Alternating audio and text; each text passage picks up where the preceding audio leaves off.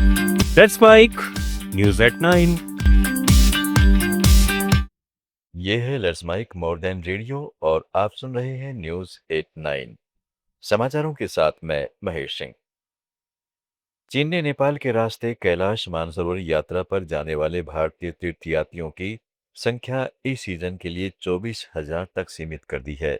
पिछले साल यह कोटा 20,000 था, जबकि इस बार मांग 40,000 से ऊपर पहुंच चुकी है। नेपाली टूर ऑपरेटर्स ने चीन से अतिरिक्त 15,000 परमिट की मांग की है, क्योंकि 2026 से तिब्बती परंपरा में ईयर ऑफ द हॉर्स है, जो कैलाश कोरा के लिए अत्यंत शुभ माना जा रहा है। नेपाल के रास्ते यात्रा पर भारतीयों की संख्या बढ़ने से हुमला और अन्य क्षेत्रों में पर्यटन को बड़ा आर्थिक फायदा हो रहा है। हालांकि पैकेज की कीमतें भी बढ़ गई है। यह यात्रा भारत चीन संबंधों की नाजुक स्थिति से भी जुड़ी हुई है। भारत और चीन के बीच एलएसी पर शांति और स्थिरता बनाए रखने के लिए बीजिंग में working mechanism for consultation and coordination की 35वीं बैठक हुई।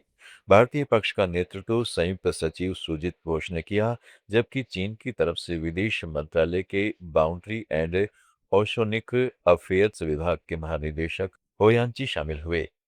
दोनों पक्षों ने सीमा क्षेत्रों की स्थिति की समीक्षा की और शांति व स्थिरता बनाए रखने पर संतोष व्यक्त किया। बैठक रचनात्मक रही, जिसमें बॉर्डर मैनेजमेंट, सीमा निर्धारण और सीमा पार नदियों जैसे मुद्दों पर विस्तार से चर्चा हुई।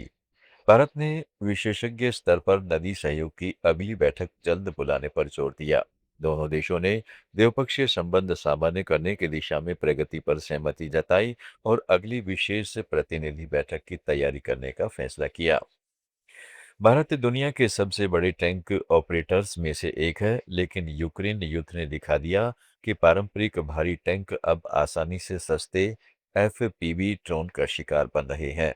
इसी बदलते युद्ध के माहौल में रूस ने भारत को एक महत्वपूर्ण प्रस्ताव दिया है।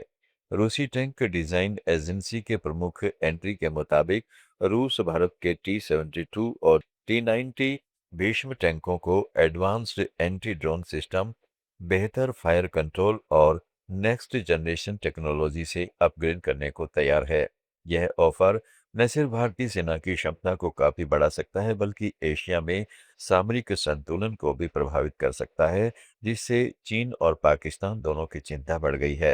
दिलचस्प बात यह है कि 2 दशक पहले भारत ने ही आर्थिक संकट में फंसी रूस की टैंक इंडस्ट्री को T-90 की बड़ी खरीदारी से बचाया था। अब वही रूस भारत को भविष्य के ड्रोन एआई युद्ध के लिए तैयार करने आया है। प्रधानमंत्री नरेंद्र मोदी ने बांग्लादेश के प्रधानमंत्री तारिक रहमान को ईद उल अजहा की मुबारकबाद दी है।